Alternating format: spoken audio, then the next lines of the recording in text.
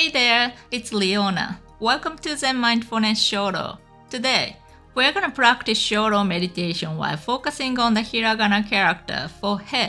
So, let's begin our beautiful journey together. When you write a character, imagine a square about the size of the character that you are gonna write like this. First, I'm gonna write it. Then I'm gonna explain the points and tips for writing the character beautifully in detail.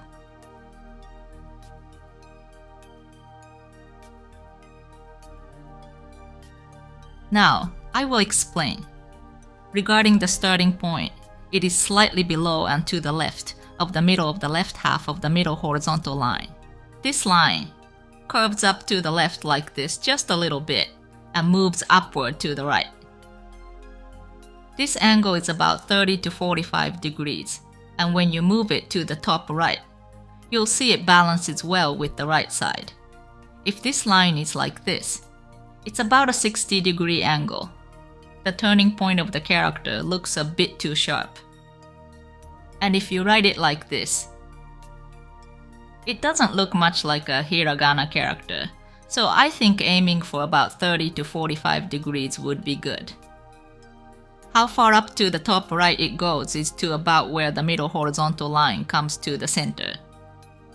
Once the middle horizontal line reaches the center, it then goes down to the bottom right. This line is also curving up. It moves downward to the right while slightly curving up.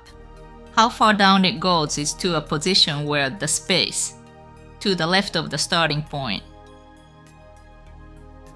and the space to the right of the ending point are about the same. Then, this character will be positioned exactly in the middle of the left and right of this square box.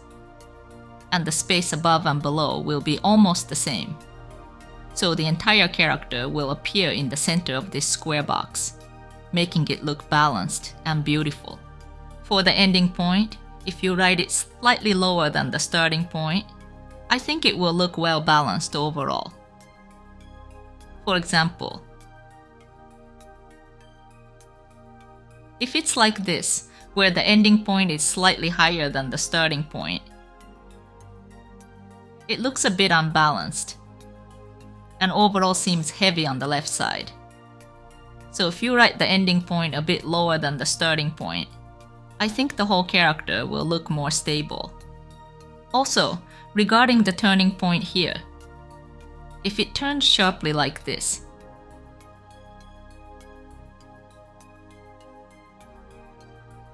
it doesn't express the curved beauty unique to Hiragana well. And if it curves too much like this, it looks like a symbol and doesn't look much like a Hiragana character. So I think it will look beautiful if you can turn with just the right amount of roundness in between. To avoid making the turning point too pointy like this, when you get to this point, if you shift the pen slightly to the right, just about the thickness of the pen, and then draw down, you can turn with an appropriate roundness without becoming too sharp. So why don't you try it? Alright, why don't you try practicing while keeping these points and tips in mind? The key points for writing Hiragana characters, as explained in the video, are concisely summarized in this book in a similar manner. The book allows you 3 pages to practice each character. It can be purchased on Amazon. See the link in the description. I'm gonna practice 1 page of this workbook this time, but you're welcome to practice as much as you want. If you're practicing with a pen, I recommend that you place a few pieces of paper under the page that you're writing on, so that the ink doesn't bleed onto the page under it. Alright, let's get started.